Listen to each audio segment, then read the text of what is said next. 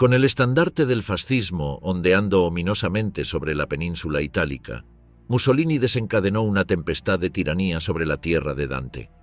Puedes imaginar cómo, en su despiadado afán por consolidar el poder, silenció a la disidencia con puño de hierro y censura implacable. Los cimientos de una Italia ensombrecida se pavimentaron con el sufrimiento de aquellos que se atrevieron a desafiar su autoridad. Las calles de Italia resonaban con el estruendo de las botas de las camisas negras, el infame grupo paramilitar que servía como brazo armado del régimen de Mussolini. Con métodos brutales y una ideología fanática, estos agentes del poder fascista sembraban el temor y la sumisión en la población. En Etiopía surgía una nueva forma de represión, el gas pimienta. Esta arma química, empleada por regímenes autoritarios, se perfilaba como una herramienta diabólica para mantener el control y aplastar cualquier indicio de resistencia ciudadana. Como dijo una vez Sandro Pertini, político y resistente italiano, la verdadera grandeza no se alcanza aplastando a los débiles, sino elevando a los oprimidos. Únete a nosotros mientras desenmarañamos el enigma inquietante de la sombría saga de la Italia fascista. Bienvenido a los cuentos de Leonardo da Vinci. El camino hacia el poder, violencia y ambición en la trayectoria del Duce. El hombre que eventualmente se convertiría en el Duce, objeto de la atención de los italianos durante más de 20 años, tuvo un comienzo modesto. Nacido en 1883 en Predapio, Italia, desde su infancia estuvo influenciado por su padre, un socialista quien lo introdujo a las ideas políticas desde temprano. A pesar de esta influencia, Benito mostró tendencias violentas desde joven. Trabajó como maestro y periodista, donde afinó su retórica y aspiraciones políticas. Su breve participación en el Partido Socialista Italiano terminó debido a su nacionalismo y apoyo a la entrada de Italia en la Primera Guerra Mundial. Se sabe que en su juventud se involucró en peleas callejeras y mostró un carácter agresivo. Una anécdota famosa es cuando, como editor del periódico socialista La Lotta di Classe, se vio envuelto en numerosos enfrentamientos físicos con sus oponentes políticos. Este temperamento violento persistió a lo largo de su carrera política, donde utilizó tácticas intimidatorias y represivas para consolidar su poder como líder del partido fascista y finalmente como dictador de Italia. Poco antes de su ascenso al poder en 1921, hubo un incidente que dejó perplejos a muchos. Durante su liderazgo en el partido fascista, Mussolini se enfrentó violentamente a un grupo de opositores políticos en la ciudad de Bolonia. Después del enfrentamiento, un testigo describió la escena. Mussolini golpeó a sus oponentes con furia descontrolada, mostrando una crueldad que horrorizó a los presentes.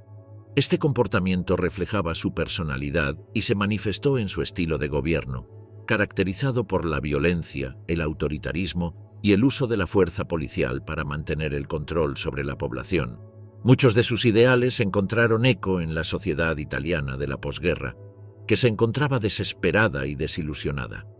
No solo la población lo seguía, sino que también contaba con una milicia de hombres dispuestos a desafiar al rey, a quien culpaban por la devastación causada por su participación en la Primera Guerra Mundial. Ascenso hacia el poder absoluto. La marcha hacia la transformación de Italia, una vez teniendo a una fuerte milicia de su lado, apoyo popular mayoritario a su favor y llenando de miedo a la población mediante actos de terrorismo, en 1922 marchó junto a su propia agrupación política, el Partido Nacional Fascista. La marcha hacia Roma tuvo una duración de 7 días, desde el 22 al 29 de octubre. Durante esta marcha, el Duce comprobó que tenía el apoyo del pueblo italiano y con sentido, teniendo en cuenta que el país quedó prácticamente en ruinas en relación a su economía después de la Primera Guerra Mundial. No solo eso, Italia se unió a pelear en la guerra junto a los países aliados, con la esperanza de obtener territorios austríacos e imperiales otomanos al finalizar el conflicto. Sin embargo, fue un shock cuando esos acuerdos no se cumplieron, lo que provocó desempleo, inflación e inestabilidad política. La sociedad italiana definió ese sentimiento como vittoria mutilata, o victoria mutilada en español. El clima político era propicio para una amenaza de golpe de Estado. Incluso el rey Víctor Manuel III estaba atado de manos, ya que sabía que hasta su propio ejército simpatizaba con las ideas de Mussolini y su partido. Mediante presiones y amenazas de muerte, los partidos socialistas del país abandonaron sus actividades, por lo que el partido fascista quedó sin oposición política. No quedó otra opción que darle uno de los cargos más importantes del país, primer ministro de Italia. Luego de marchar 7 días con determinación junto a una milicia de 30.000 camisas negras, al 8º día ascendió al poder, dando comienzo a uno de los regímenes más despiadados de Europa. En un contexto más amplio, los golpes de Estado por parte de una fuerza militar estaban siendo comunes en Europa. La Revolución Rusa fue un duro golpe a la filosofía occidental de monarquía y sumisión absoluta ante reyes y gobernantes. Mientras muchos comunistas y partidos socialistas comenzaban a exigir un cambio absoluto en países como Alemania e Italia, hubo una parte de la sociedad que no estaba para nada de acuerdo con estos cambios tan drásticos. Ante la posibilidad de una sumisión por parte de los gobernantes y estar bajo el mando de los comunistas, una parte de la sociedad civil comenzó a rebelarse, creando y utilizando grupos paramilitares para ascender lentamente al poder e imponer el orden que deseaba. No es coincidencia que los regímenes fascistas sean Italia y Alemania, teniendo varios puntos en común como el disgusto por el comunismo y por haber salido totalmente destrozados de la Primera Guerra Mundial, necesitaban a toda costa invadir otras naciones para saquearlas y abastecer sus economías con aspiraciones imperiales. A Benito Mussolini, en su paso por mantenerse de manera perpetua en el poder, no le importó dejar un saldo de millones de vidas perdidas, dejando una huella de devastación en Europa que perduró más allá de su régimen. El ascenso de los camisas negras, el oscuro grupo paramilitar del Duce. En aquellos años, la violencia se manifestaba en las calles como resultado de esta fuerza paramilitar, que amenazaba a la mismísima monarquía. Los camisas negras abogaban por un Estado fuerte y centralizado, en el que el individuo se subordinara al interés del Estado y la comunidad nacional. Sostenían que los comunistas y los socialistas eran, entre otras razones, la semilla del problema en el país, por lo que su agenda política los llevaba a ejercer violencia cada vez que estos partidos y disidentes se expresaban. Incluso el mismo Mussolini alentaba a los camisas negras para que cometieran crímenes y silenciaran a rivales políticos y a la prensa, siempre bajo su tutela y protección ante la justicia, para que ellos generaran pánico y violencia en la sociedad italiana. Este grupo, podríamos decir paramilitar, surge del descontento y la tensión social que estaba teniendo la sociedad italiana en plena posguerra al terminar la Primera Guerra Mundial. Pese a que Italia era perteneciente al grupo que salió victorioso en este conflicto bélico, fue uno de los países que más sufrieron de todos los involucrados, debido a que más de 650.000 soldados italianos fallecieron en lo que duró la llamada Gran Guerra.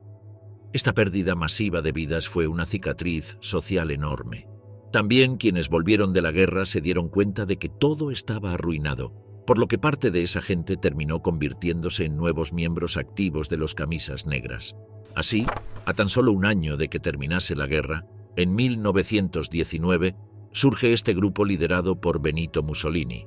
Al principio tan solo consistía en un humilde grupo paramilitar de 200 miembros, pero poco a poco, a medida que el movimiento fascista crecía y el carisma del Duce seducía los corazones de Italia, el grupo crecía en cantidad y ganaba más reclutas. Podía ejercer su autoritarismo con plena libertad. Se entiende la cantidad de postulantes que hubo posteriormente en este grupo, teniendo en cuenta que eran en su mayoría excombatientes de la Primera Guerra Mundial, que dejaron su trabajo, su familia y arriesgaron su vida para luego ganar una guerra que no tuvo ningún fruto. También había una facción de los camisas negras, los cuales eran jóvenes terratenientes que se oponían al sindicalismo y a las múltiples objeciones de los obreros. Es así que muchos de ellos se unieron a las filas de las milicias fascistas, los camisas negras, donde encontraron un sentido de camaradería y propósito que cumplir. Tiene sentido entonces que de tan solo 200 miembros ascendiera a cientos de miles en tan pocos años. No hay dudas del por qué la monarquía no tuvo reparos en darle el poder que exigía el Duce, puesto que de lo contrario, el resultado era una guerra civil. Durante su ascenso al poder, no era un problema asesinar y causar un sinfín de homicidios. siendo uno de los más notorios el asesinato de Giacomo Matteotti en 1924. Conocido por ser un notorio líder socialista, había denunciado públicamente el fraude electoral perpetrado por el partido fascista de Mussolini y había sido un crítico vocal del régimen fascista. En represalia, miembros de los Camisas Negras lo secuestraron mientras caminaba por la calle, para luego llevarlo a un lugar lejano y desconocido, siendo brutalmente golpeado repetidas veces, hasta ser finalmente estrangulado hasta la muerte, siendo encontrado varias semanas más tarde en un bosque a las cercanías de Roma. Este hecho y otros más forman parte de una de las caras de Mussolini y la parte oscura de la luna del fascismo italiano, una vez que entendieron que la única forma de mantener el poder era infundir terror en los críticos del régimen y aislarla de cualquier otro tipo de ideología política y cultural. No pararon y dieron marcha a aquel plan.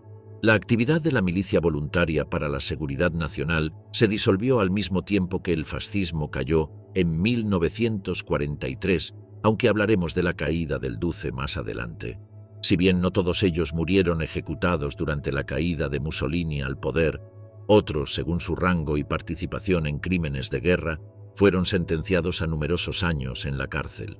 Sea como sea, la historia de este grupo militar terminó en cuanto el fascismo dejó de tener fuerza en Italia como ideología, por lo que se disolvió, motivado por la ocupación aliada en la región. El horror del gas mostaza, la conquista sangrienta de Etiopía. Durante el período previo a la Segunda Guerra Mundial, Benito Mussolini, al igual que Hitler en Alemania, consolidó un control total sobre Italia, estableciendo un gobierno fascista que ejercía autoridad sobre las grandes masas, cuya historia se remontaba al antiguo Imperio Romano. Con este poder imparable, Mussolini se encargó de efectuar un autoritarismo feroz en muchos de los territorios que se encontraban bajo su yugo, entre ellos Etiopía, perteneciente al continente africano. La intención del Partido Nacional Fascista y su líder era efectuar las mismas maniobras que realizaban sus antepasados en el Imperio Romano, hacer grande su nación a costa de otros territorios, y es desde ese punto donde comienza la Segunda Guerra Ítalo-Etíope entre los años 1935 y 1936. A pesar de ser uno de los pocos territorios independientes contra los colonizadores europeos, debido a sus recursos naturales y su localización estratégica para los ojos de Mussolini, esto no importó demasiado, y los planes de invadir el territorio se pusieron en marcha. Para justificar la invasión, utilizaron el pretexto del conflicto ocurrido en 1934, luego de ocurrir un enfrentamiento armado entre tropas italianas y etíopes en la región fronteriza de Walwal. Al tener la excusa perfecta, enviaron tropas para realizar la invasión al año siguiente. Es famoso el fragmento del discurso de Mussolini antes de efectuar la invasión. Quiero hacer a Italia grande como alguna vez fue, y para eso quiero África. Los recursos y estrategias que utilizaron las tropas italianas fascistas para someter a la población etíope fueron brutales, rozando lo inhumano. En primer lugar, recurrieron a armas químicas como el gas mostaza para asesinar no solo al ejército contrario, sino también se usó contra civiles inocentes. Estas bombas eran lanzadas desde lo alto de un avión y podían afectar incontables vidas. Incluso se podría decir que fue un crimen de guerra, teniendo en cuenta el Protocolo de Ginebra de 1925, el cual prohibía el uso de armas químicas debido al sufrimiento humano que su uso conllevaba. Para entender la gravedad del asunto, el gas mostaza se caracterizaba por causar quemaduras irreparables en la piel, daño ocular, problemas respiratorios y un aumento del riesgo de cáncer. Se estima que el uso de este gas mortífero resultó en la muerte de entre 1.500 a 5.000 militares y civiles. Además, causó graves heridas difíciles de tratar en los sobrevivientes. También para reducir las chances de mayor resistencia, el ejército italiano ejecutó a miles de civiles de manera indiscriminada, provocando que la guerra terminase en 1936 a favor del Imperio italiano, logrando la conquista total del territorio etíope y teniendo así un área estratégica y con grandes recursos naturales que ayudarían más tarde económicamente para afrontar la Segunda Guerra Mundial, tales como el oro, plata, café, tierras fértiles y un sinfín de minerales y otros recursos para abastecer al pueblo italiano.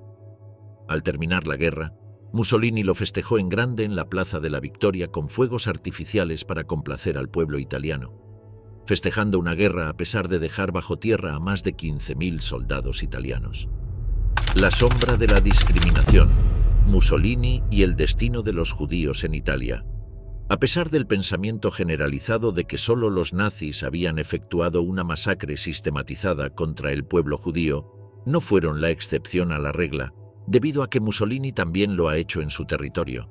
A comparación con otros territorios europeos, no existía una tradición de odio contra la comunidad judía, pero durante la década de 1930, Italia y su líder fueron influenciados por ideas antisemitas, por lo que esto dio comienzo a un odio sistemático por parte del Estado y posteriormente por parte de la sociedad civil, para así poder consolidar su alianza junto al Tercer Reich.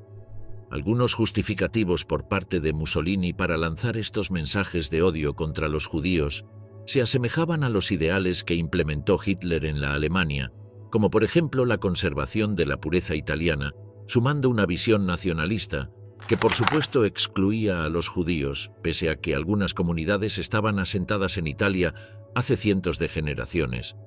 También utilizaron a la comunidad judía como un chivo expiatorio para justificar la crisis económica y social que estaba sufriendo el país. Utilizando la oratoria y su influencia como líder indiscutido, le hizo creer a toda una nación que el problema de todos sus males eran los judíos. A pesar de que todo comenzó como mera discriminación, más tarde se transformó en violencia.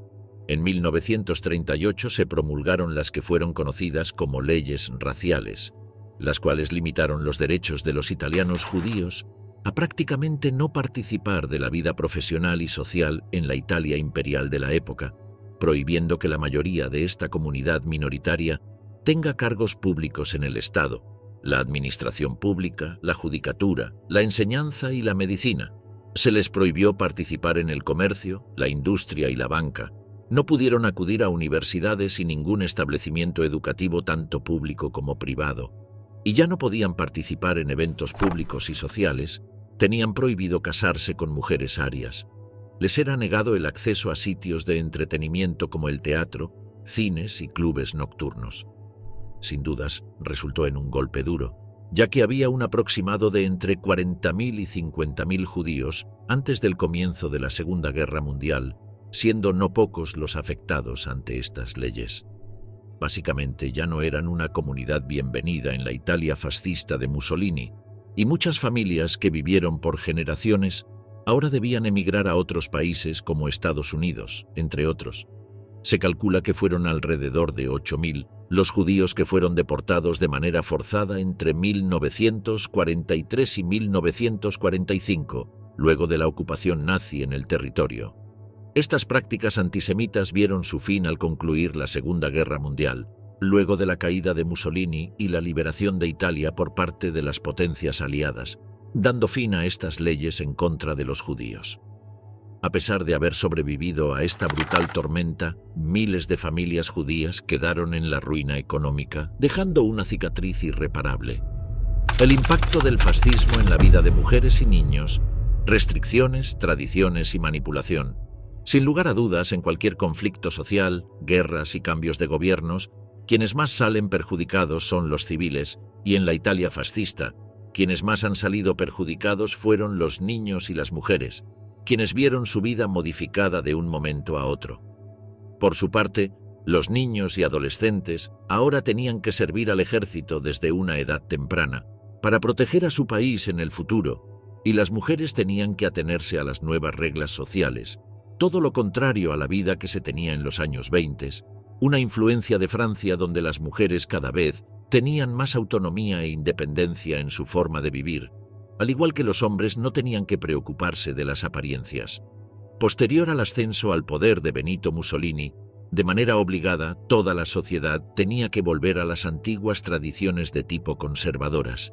Las intenciones vistas ahora oscuras desde una perspectiva moderna era colocar a la mujer nuevamente, limitar el rol de la mujer como madre, esposa y ama de casa, a diferencia de su rol público y político. En concreto, las mujeres tenían prohibido participar en trabajos de industria pesada, ingeniería o los que estaban relacionados con empleos masculinos.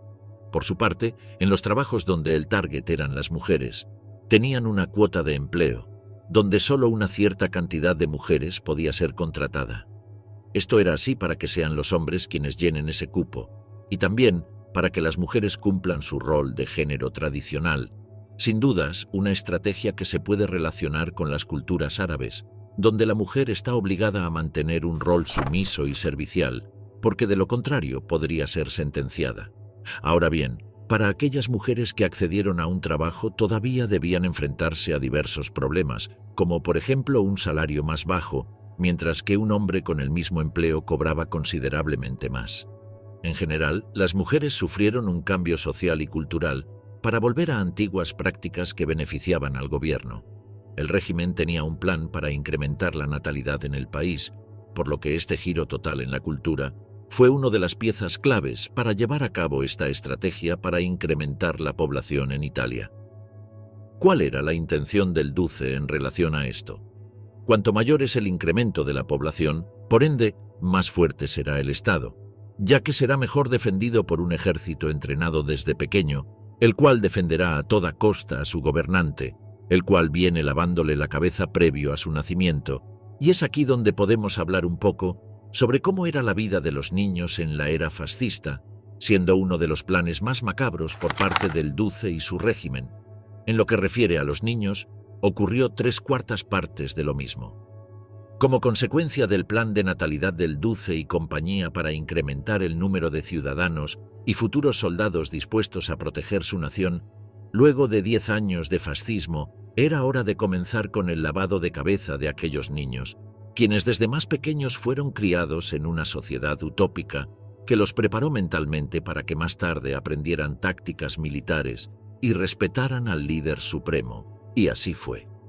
Cuando vio la oportunidad, teniendo el control total del Estado y de la nación para poder hacerlo, dio marcha adelante con su plan, y en 1926 Mussolini inauguró la Opera Nazionale Valiglia, una organización juvenil fascista destinada a adoctrinar y militarizar a los niños italianos. Esta organización se encargaba de la formación ideológica y física de los jóvenes, preparándose para servir al Estado fascista. Con el éxito de este programa, pocos años más tarde, en 1928, se estableció la Milicia Voluntaria para la Seguridad Nacional, conocida también como Camisas Negras. Esta milicia paramilitar reclutaba a jóvenes, incluidos adolescentes, para servir como fuerza de choque del régimen fascista.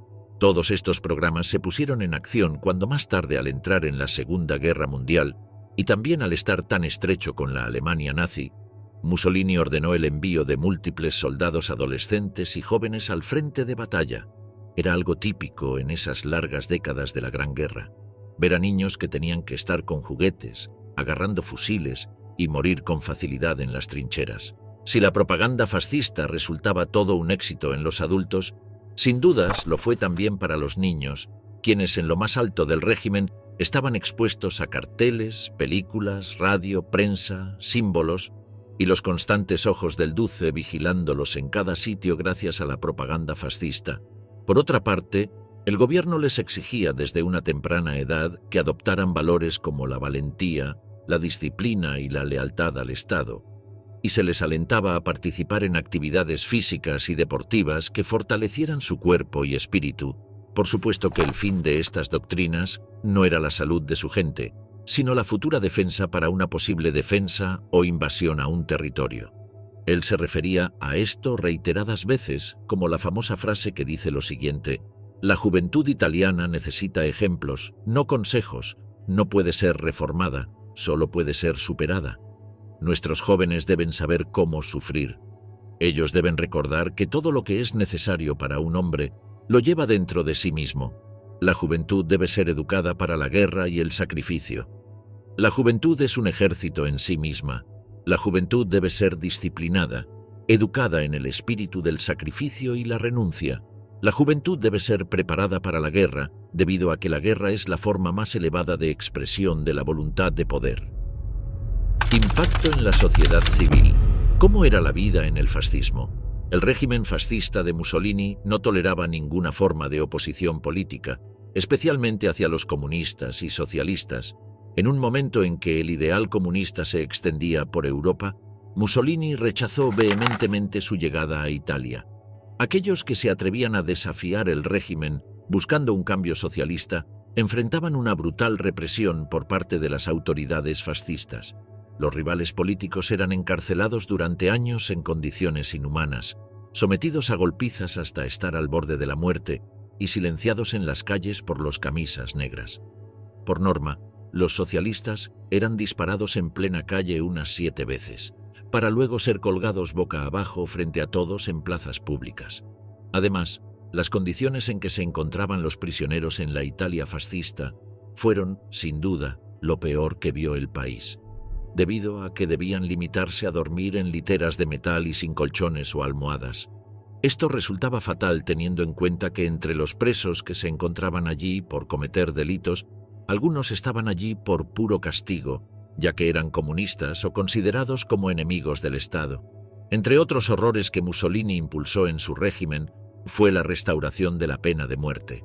Las prácticas del Duce fueron, a veces, rozando lo despiadado. En uno de los inviernos más duros que vivió el país en mucho tiempo, la frase de Mussolini que más habrá quedado marcada entre los italianos fue: «Me alegra que haga tanto frío, de esta forma nos liberamos de los débiles». Y es que parece que hasta cierto punto la visión del régimen sobre su población era tan solo para incrementar los beneficios de la economía, para llenar filas de soldados o para estar del lado del gobierno sin rechistar. En cambio, para aquellos que estaban en contra del régimen o aquellos que eran críticos, no vivían para contarlo, porque eran marginados y, en el peor de los casos, fusilados. Esto incluía mujeres y jóvenes. Si aquello no fuera poco, la sociedad pasó a estar aún más vigilada debido a la inauguración de la obra, una policía secreta llamada Organización para la Vigilancia y la Represión del Antifascismo, la cual se encargaba, por ejemplo, de vigilar a la población, interviniendo en los teléfonos. De hecho, pocos tenían teléfonos personales en aquellos años, por lo que solo lo utilizaban los adinerados, y hasta ellos estaban bajo vigilancia, ya que Mussolini no quería dejar ningún cabo suelto. De esta forma autoritaria, el régimen fascista tenía acceso a conversaciones entre las empresas y sus transacciones con otros países, escuchando a políticos para saber si estaban creando un plan para hacer caer el gobierno y posibles golpistas. Similar a la novela de 1984 de George Orwell, la sociedad italiana se encontraba aislada, con la realidad alterada por la propaganda y el control de los medios, y con las manos prácticamente atadas. Y vaya que era así, por la razón de que debido a que Italia ingresó a la guerra como aliado de Alemania y Japón, estaba prácticamente alejada de todo el mundo, incapaz de comerciar con los países aliados, los cuales eran sus principales compradores. Esto, sumado a que todos los esfuerzos económicos del gobierno estaban en dirección a la guerra, no existía un alivio para el pueblo, que ahora, además de luchar y resistir, debía morirse de hambre, sin salvación alguna. Al ser el régimen fascista un estado tradicional y conservador, se reprimían a todas las minorías o sujetos que resultasen una amenaza a la familia tradicional, y entre otros grupos, los homosexuales fueron los más castigados no solo con humillaciones, sino también con violencia, en algunos casos acompañado de muerte. El artículo 19 del Código Penal italiano, promulgado en 1930, penalizaba la homosexualidad con multas y prisión. Además, se promulgó una ley en 1931 que penalizaba la difusión de comportamientos antisociales como la homosexualidad. Quizás uno de los escándalos más conocidos durante este periodo fue el de Umberto II, el último rey de Italia. Se rumoreaba que Umberto II era homosexual, y aunque nunca se confirmaron oficialmente estas acusaciones, la especulación sobre su orientación sexual contribuyó a la controversia y la inestabilidad política en aquel momento. También otro caso fue el del director de cine italiano Pier Paolo Pasolini, quien por ser homosexual enfrentó persecución y censura tanto por su orientación sexual como por sus opiniones políticas. Aunque no fue encarcelado por su homosexualidad, sufrió hostigamiento y discriminación debido a su identidad y a su arte provocativo, y por supuesto muchos estudios le cerraron las puertas. Este era el destino de las minorías homosexuales, pero para aquellos opositores y considerados enemigos del Estado fascista, les esperaba un trato bastante diferente y horroroso. Los campos de concentración en la Italia fascista. Si bien los campos de concentración bajo el dominio del dictador italiano no fueron para nada similares a los campos de detención de judíos en los territorios ocupados por los nazis, en los cuales las víctimas fueron entre 5 y 6 millones tan solo en territorio polaco. Pese a esto, Mussolini y sus aliados políticos debían hacer algo al respecto para no solo mantener callados a los críticos del régimen, sino también evitar que el mensaje de socialismo o cualquier tipo de partido opositor fuera silenciado, ya sea mediante la muerte o el encarcelamiento. En estos campos no solo había enemigos del Estado y judíos, también había ciudadanos de países enemigos. Teniendo en cuenta la gran enemistad entre países aliados y del Eje, aquellos prisioneros específicamente se llevaban la peor parte. En cuanto a los prisioneros británicos, muy a menudo sufrían la falta de alimento y la atención médica adecuada para los afectados en el campo de batalla, siendo cruelmente desatendidos y muriendo ensangrentados, de fiebre y de cualquier afección posible, ya que además debían enfrentar condiciones muy duras debido al clima y la falta de calefacción. Al seguir en guerra con Inglaterra, al Duce le importaba muy poco quién vivía o quién moría en cuanto a los soldados británicos. Absolutamente todos sufrían hacinamiento, es decir, que todos estaban en lugares llenos de personas, teniendo así poca movilidad, y además la falta de higiene y el contacto estrecho propagaba con más facilidad las enfermedades. Hubo casos donde los soldados alemanes fueron puestos en estos campos de concentración, pero al ser Italia aliada del Tercer Reich, estos prisioneros tuvieron mejores tratos que los demás, pero en términos generales, ninguno que haya pisado esos campos la pasó bien, y en algunos casos se parece demasiado al modelo nazi de campos de concentración. Aunque no existieron sitios de exterminio sistemático como en Auschwitz, en los campos de concentración de la Italia fascista se regían las ejecuciones sumarias. Esto significa que si un prisionero cometía un delito, sus custodios no tenían la necesidad de esperar a un juicio para ejecutarlo, por lo que se podían ejecutar por día a la cantidad de personas que se les antoje. ¿Se podría considerar un campo de exterminio en una medida mucho menor? Cree, obedece y pelea. El lavado de cabeza mediante la propaganda fascista. La estrategia para que Mussolini permaneciera en el poder por más de 20 años se basó principalmente en la propaganda, un mecanismo mediante el cual todos en Italia debían estar familiarizados con la figura del Duce, un nuevo líder político con el plan perfecto para dominar Europa con su imperialismo romano. La propaganda estuvo presente en todas las familias italianas durante los años del fascismo, ya que el rostro del Duce estaba en todas partes, con el propósito de que la sociedad sintiera su omnipresencia y que poco a poco sus mensajes e ideales se grabaran en la mente de las personas. En 1934, el régimen propuso un referéndum para que la población decidiera si estaba a favor o en contra del Duce, lo que marcó un punto de inflexión para el fascismo. La población, ya sea por auténtica fe en el partido o por tener el cerebro lavado, votó a favor del partido fascista, obteniendo así un 99,84% de los votantes. Quizás la presencia de esta imagen gigante a la vista de todos los ciudadanos influyó en la decisión de los votantes para legitimar el poder del Estado fascista, y sin darse cuenta, la misma sociedad votó a favor de ponerse la soga al cuello. Otras formas de realzar y hacer más popular su imagen eran dar discursos frente a cientos de miles de personas en Palazzo Venezia en Roma, esto para acentuar su papel como líder indiscutido y haciendo revivir a emperadores como Julio César, entre otros, quienes hablaban ante multitudes. En lugar de un debate abierto y democrático, el Duce apelaba al lado emocional de la multitud, tratándolos como meras piezas de ajedrez en un gran tablero. El culto a la figura de Mussolini tenía un objetivo claro: fomentar la obediencia ciega al líder, disminuyendo la autonomía individual y cualquier crítica política.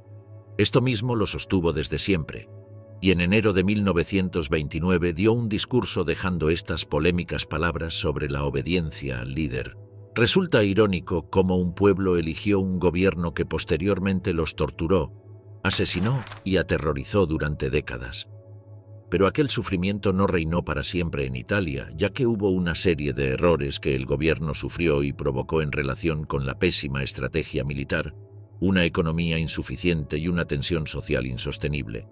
Más pronto de lo esperado, ocurrió lo impensado para el duce, pero lo obvio para sus aliados militares y las altas jerarquías del Estado y la monarquía. Benito Mussolini debía ser destituido de su cargo como ministro y encarcelado. El principio del fin para el duce. Mussolini desde joven quedó maravillado por el Imperio Romano. Él pensaba en una futura Italia como un imperio, teniendo como grandes símbolos la fuerza, el orden y la civilización. Creía que podía continuar con ese legado, siguiendo al pie de la letra las doctrinas militares y políticas de aquellas épocas. Incluso en uno de sus discursos más famosos, el duce hace referencia al pasado imperial romano, dando a entender que mientras las demás naciones europeas desconocían de la escritura y apenas estaban entrando en civilización, Mussolini explicaba que el Imperio Romano contaba con figuras como César, Virgilio y Augusto, dando a entender que él buscaba seguir esa línea de gobernación con mano dura, basada en los ideales y prácticas de una monarquía, ahora convertida en fascismo. A pesar de sus intenciones, se olvidó de una parte importante del antiguo Imperio Romano, un ejército fuerte. Las estrategias de combate por parte de Italia en la Segunda Guerra Mundial fueron pésimas y perdieron tantas batallas importantes que le estaban siendo un peso molesto al Tercer Reich. Y vaya que estos errores fueron pésimos, causando múltiples muertes en vano en sus propias líneas. Uno de estos errores ocurrió en 1940, cuando fue la temprana invasión de Grecia partiendo desde el territorio de Albania. El deseo del duce era llevarse una victoria asegurada, pero aquellos eran aspiraciones ingenuas porque el ejército de Mussolini no estaba preparado para el terreno de batalla. Una coordinación poco efectiva y la falta de preparación militar causaron un retraso en la invasión a Grecia. Fue este mismo año cuando el duce, por desconocimiento, envió a 325.000 soldados para atacar Francia, a 4 días de su rendición ante Alemania. Esta escena de cientos de miles de italianos atacando a una nación que anunció su rendición fue mal vista en la escena internacional, siendo este uno de sus mayores errores. Las pésimas decisiones del duce no cesaban, y para añadir más problemas al asunto, junto a Alemania decidieron invadir a la Unión Soviética en el año 1941, pese a que sus propios comandantes no le recomendaron esa acción. Se metió en lo profundo del lodo, y en la guerra estaba todo el mundo contra las dos naciones fascistas, solos en Europa. Tan solo quedaba hacerle caso a lo que decía Hitler y esperar lo mejor de sus tropas. La caída de Mussolini como líder de Italia se remonta a los meses previos a julio de 1943. Luego de unirse 3 años antes a la Segunda Guerra Mundial, todo fue cuesta abajo para el gobierno debido a la crisis económica que estaba presentando el país. La guerra provocó escasez de alimentos, combustible y otros recursos básicos. La inflación subió a gran escala, y mientras los comerciantes tenían las manos atadas ante un gobierno que no les permitía comerciar con los países aliados, no duró mucho hasta que Italia sufriera una presión financiera debido a los costos de la guerra y a la pérdida de territorios. Además, las derrotas italianas en el norte de África y en el frente oriental, junto con la presión de los aliados en el Mediterráneo, habían debilitado significativamente la posición de Mussolini. Comenzaron las presiones desde los altos cargos del ejército y el Estado, quienes sostenían que todos los fracasos durante la guerra se debían al pésimo liderazgo del duce, por lo que querían un cambio de rumbo. Fue en este contexto que se gestó el plan para destituir a Mussolini a través del Gran Consejo del Fascismo. El 24 de julio de 1943, este órgano se reunió y, en una votación sorpresiva, retiró su apoyo a Mussolini. Esta decisión fue un golpe devastador para el líder fascista, quien fue arrestado al día siguiente, por orden del rey Víctor Manuel III.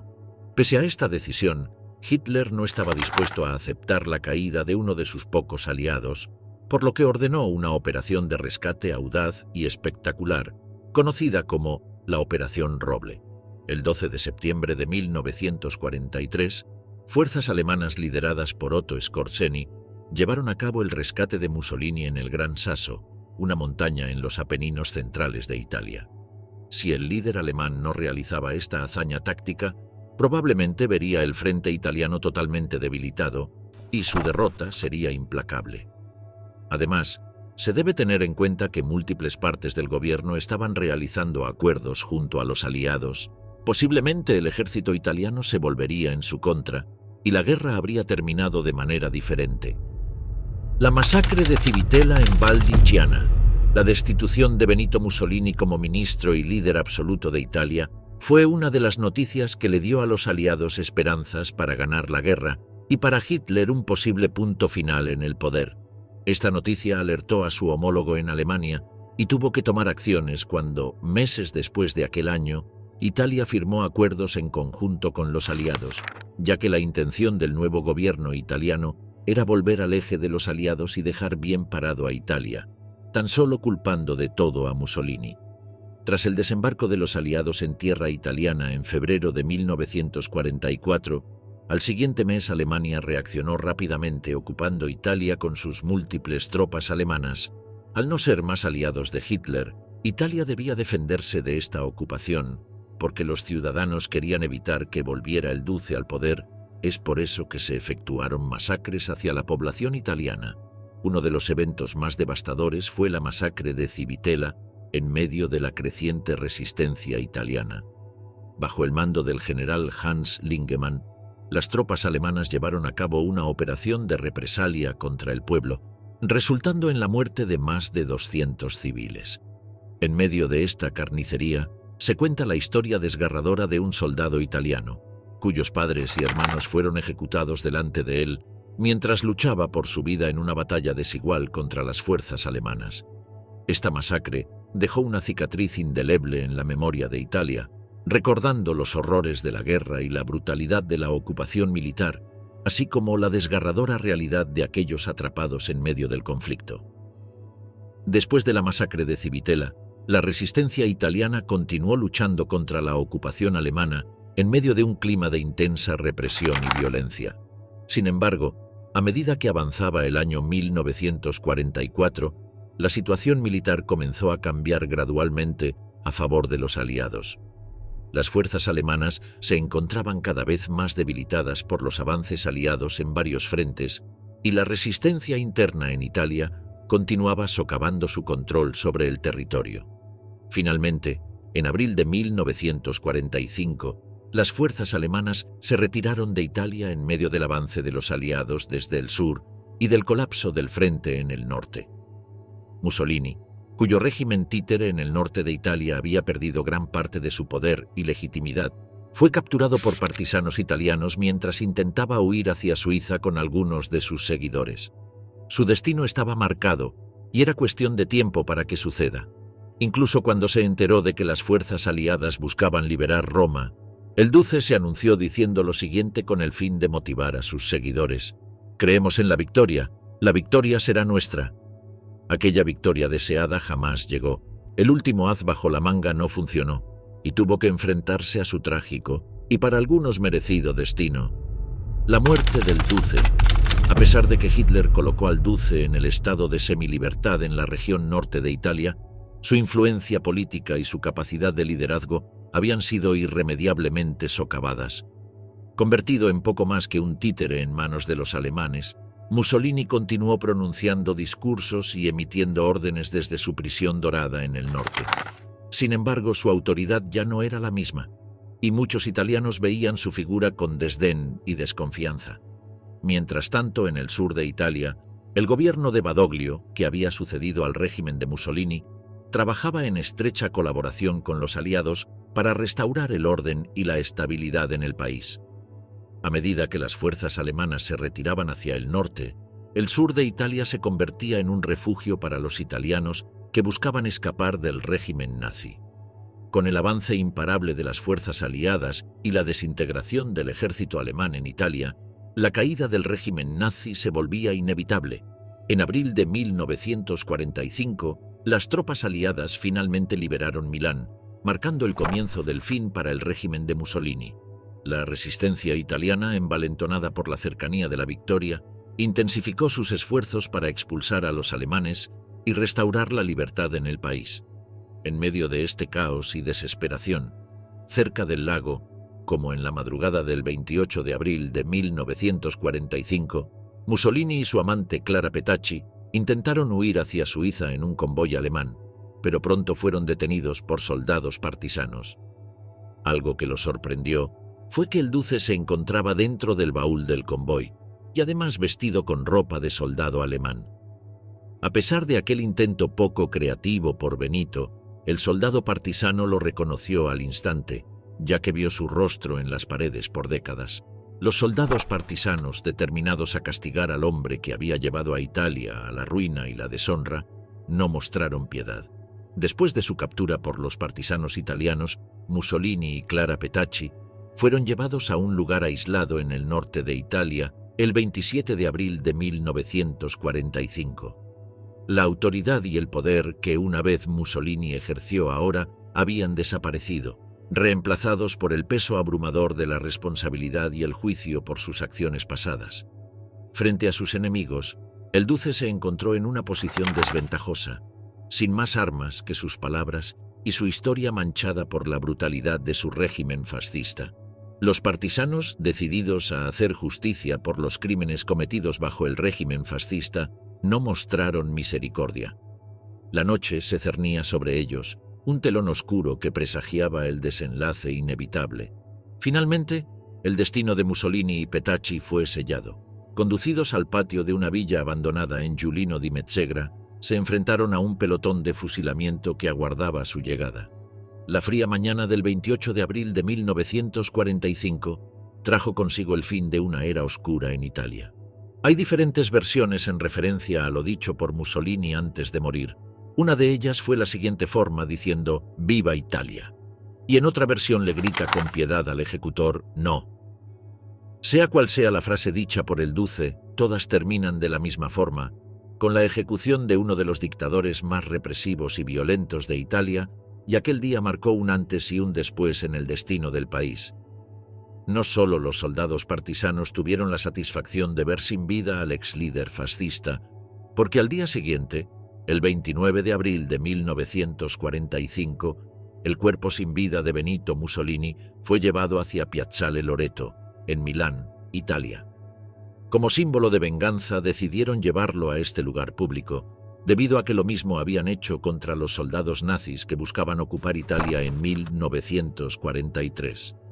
Mientras transportaban al duce y reunían a otros altos cargos fascistas, algunos ciudadanos no pudieron aguantar las ganas de insultar al cuerpo sin vida de Mussolini, e incluso otros se tomaron la libertad de inferirle golpes, patadas y todos los descargos hasta dejar una figura irreconocible. Junto al duce se encontraba su ministro de propaganda, Alessandro Pavolini, y el jefe de la milicia fascista, Achille Starate, algunos de los responsables en cuanto a la crisis que vivía Italia y otros países afectados. Al instante en que se anunció la muerte del ex líder italiano, se encontraban acompañadas imágenes del duce sin vida, que helaron la sangre a más de uno, pero dejó satisfechos a otros, en especial al pueblo italiano afectado por las atrocidades del régimen. En los videos también se podía ver lo despiadado que era la multitud, con 15 ejecutados en total. En dicho relato se ha expuesto el rostro más oscuro de poder con autoritarismo, más en específico del fascismo, una ideología política que dejó a su población en ruinas y que durante su régimen ha afectado a todo el mundo. Disidentes políticos, minorías, mujeres y niños, cientos de miles de soldados muertos en batalla y un gobierno autoritario liderado por Mussolini que espiaba a todo el país para seguir realizando actos horrorosos contra la humanidad, tan solo para alcanzar sus objetivos y los de su alrededor. Les resulta difícil a los expertos en historia definir un número exacto de muertes que provocó en 20 años este régimen totalitario, pero se puede afirmar que fueron cientos de miles y podrían hasta ser millones. Además de ser asesinados mediante violencia del gobierno, también otros sufrieron persecución, encarcelamiento y tortura durante este periodo.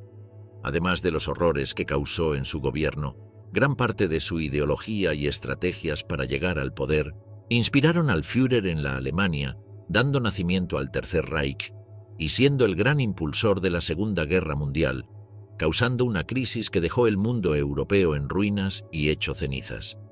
Se podría afirmar entonces que el fascismo de la Italia fue la semilla del seguidillo de tragedias que ocurrieron posteriormente.